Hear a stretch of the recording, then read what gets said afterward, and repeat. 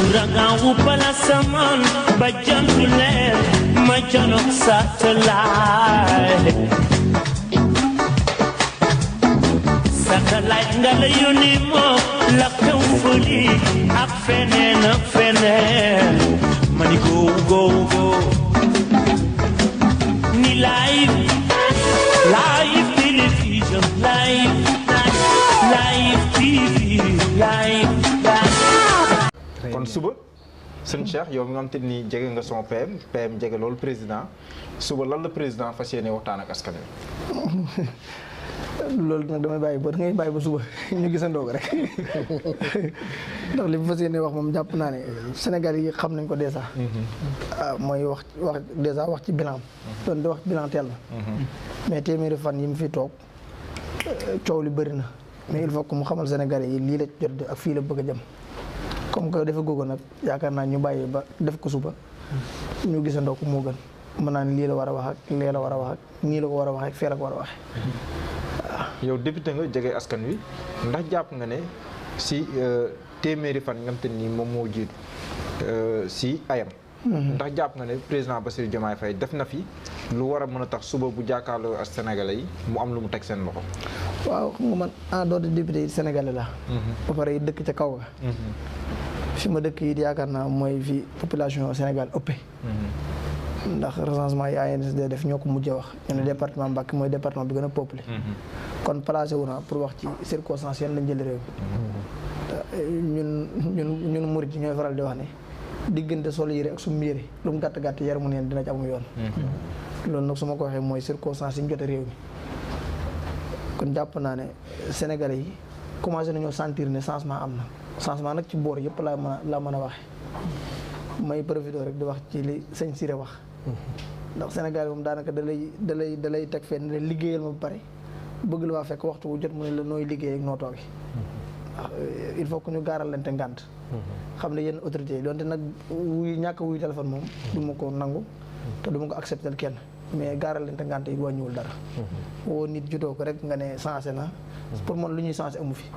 te nit ki boo xamee tuuti ci parcours am nga mën koo siise ci yenn yi day gaaw torop kon yenn kilifa yi nga xam ne ñoom lañ dénk yenn poste de responsabilité yi ñi ma ci xam bokk gëm naa ne nguur mun leen a changé ñu ma ci jot a xamal ko si ñoom kon loolu moom du càgg dama leen jëlal défense mais gëm naa ne ñu ci bëri ci ñoom su ma dellu si waatee ci question bi mooy fi ñu jot a réew mi Sénégalais yi umpul kenn ndax moo tax ñu jëli fi ñu fi nekkoon ñoom bu doon liñ nekk woon baax na wala jàpp nañ lu ñoŋal dund Sénégalais yi la dañ leen bàyyi ñu continuer kon sanction bi moom pour man ëpp na 54% sax kon Sénégalais yi liñ doon xaar mooy ñun bu ñëwee ñu wan leen ay changement am changement yi mën nga ko tàmbali ci wàññi gi ñu wàññi nombre gouvernement bi ndax bu fekkoon dañu fekk plus de 40 ministres 25 ministres la c'est la première fois tamit ci histoire politique Sénégal nga gis gouvernement bu falu ñi àndoon moom di politique favoriser wu leen ci poste ministère yi surtout ministre clé yi kon lecture yooyu il faut que Sénégalais yi xam ne am na beneen bi ci toppaat tamit ñun baykat yi comme ni ma ko waxee ci àll la dëkk xam naa bu baax a baax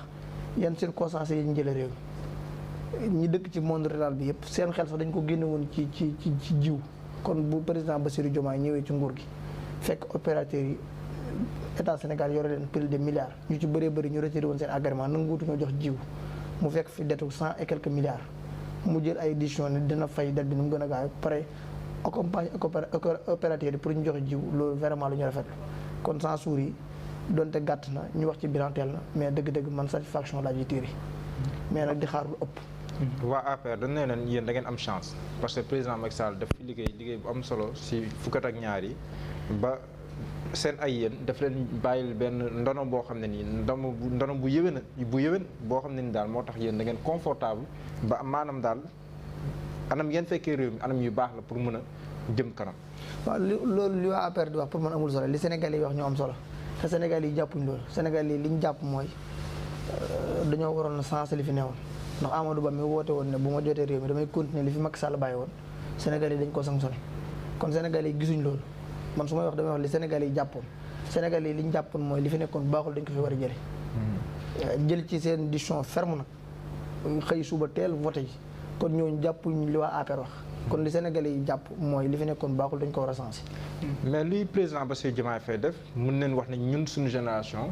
ku dee ñu koy doog a gis mooy en tout cas première sortie rawatina si lu mel nii mu jagleel ko la presse nationale loolu tamit sa gis-gis ban signal le président bu ko joxe par li mu bëgg a def suba. waaw pour man loolu moo jaadu ndax ñun tamit yàgg nañoo toog ci plateau télévision yi di ŋàññi président yi fi jóge suñ daan wax di privilégier presse internationale bi kon ñoom ñun bu ñëwee waruñoo def luñ doon ŋàññi démb ak barki démb kon bu convoqué presse nationale pour wax ak ñoom loolu lu jar tàccoo yëngal mbagg sax amu fi ndax liñ digoon rek loolu lañ commencé def waaw ndax pour man ginnaaw am nga presse boo xamante ni nit ñi nawloo nañ leen ci monde entier tey ñu ngi def seen liggéey correctement nga wax ak ñoom ñu seq ak ñoom laaj ak ay tontu wàññiwul dara mu bañ a nekk ay question dictée comme yi fi nekkoon li fi daan am.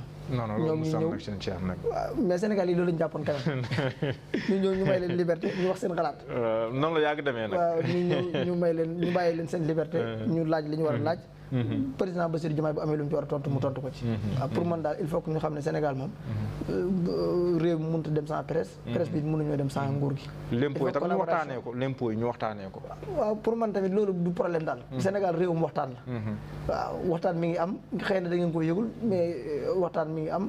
te mi ngi am foo xamante ni jàpp naa ne bu sottee solution dina ci am daal. mais est-ce que am na tey yoo xamante ni ko mënees na ko duppee ay annonces yu am doole yoo xam ne président peut-être da ko jégalaale na ko ba noppi war ko siiwal ëllëg wala yoo xamante ni yi mu war a beesal la ci li nga xam ne door na ko loo xam ne ëllëg dina ko wax askan wi. xam naa la annonce yi buy am moom mooy ñu jël alal réew moom bay ba ñu préparé. maanaam gox bi. gox yi waaw loolu moom farata la. waaw loolu daal bu ci am comme information boo xam ne mën nañ ko xaar suba. nañ ko xaaraale. dina ci wax. mënut a ñàkk. ak tas assemblée ak yooyu ndax tamit xibaar la. tas assemblée loolu ci loxo président de la république nekk. Sénégalais yu bëri ñu ngi xaar pour ñu dissoudre ko ndax jàpp nañ ne lii du assemblée bi ñu méngoo mais loolu man placé wu ma pour wax ci ndax ñëwul ci sama loxo. mais bu doon lu nekk sama loxo assemblée tey duñ fanaan.